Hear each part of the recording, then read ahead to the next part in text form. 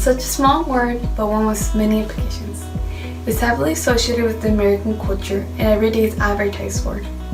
Everybody in the country is exposed to it except that young adults are told that no, they can't drink. So imagine an 18-year-old freshman arriving at her first party in Wazoo. Time passes by and she's taking her fifth shot within 30 minutes and has no plan to stop anytime soon. She feels like throwing up and her heart hurts a little bit. She didn't eat anything throughout the whole night. Her friend's at the same party, but he's on a second beer and it's been about an hour.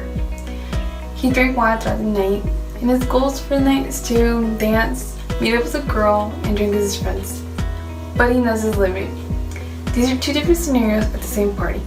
One is drinking irresponsible, and the one is drinking responsibly and social drinking. Social drinking is a reality, and whether or not it's legal, many young adults do end up drinking.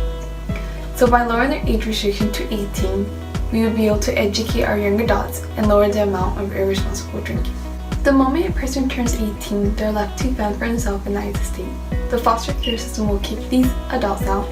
They can go to casinos and spend all their money, be responsible enough to go to the army, and help out their new future by voting for a president, and are legally responsible for all their actions.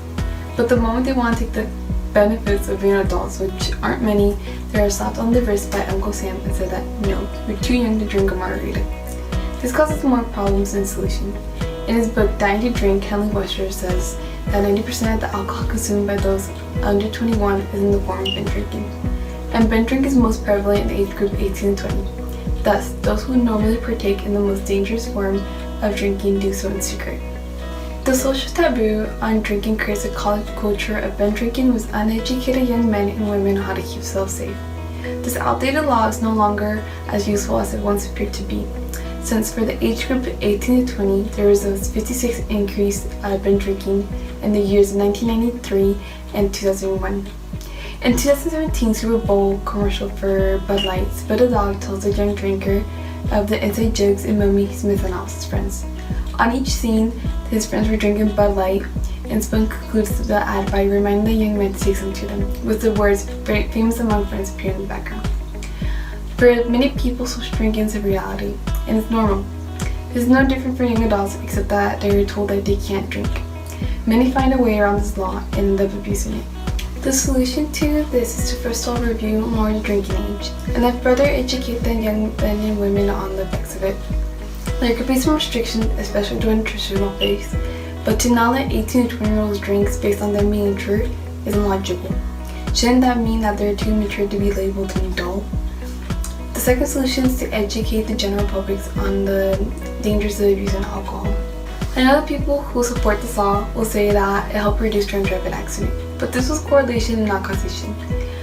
The drunk driving accident began lower in the early 1970s, and the law was implemented in 1986. But during the 1980s and 90s, legislation changed. There was increased law enforcement, type of prosecution and punishment, and a general increase on the public education over this matter. This is all components on the war of drunk driving. So this part of the law was highly useful and we should keep this, but the increase on drunk driving accidents was not connected to a lower drinking age. If we educate high school students about alcohol and how it can be both good and bad, then by the time they become an adult or they start going to college, we can save more lives and still let the young adults reap the benefits without sneaking around. My friend Tyler passed away. He died from a drunk driving accident. He went to a party and left under the influence. The reason why he's dead now is because no one was aware enough to see the dangers of actions, and of course, he wasn't either. I believe that if only one person was educated at a young age and was drinking safely, they could stop Tyler from living. That's avoiding collision and risking other people's life. As educated students, we produce educated adults, where there's less likelihood that they will abuse and be responsible with alcohol. We must work together to reduce this law. There are issues that arise from abusing alcohol, but it's not connected to age. The age restriction is just worsening the problems because we're letting uneducated young adults drink in an unsafe way. So I call it on each one of you to first of all educate anybody, but especially those under 21 about alcohol, because if they really want to drink, they'll find a way.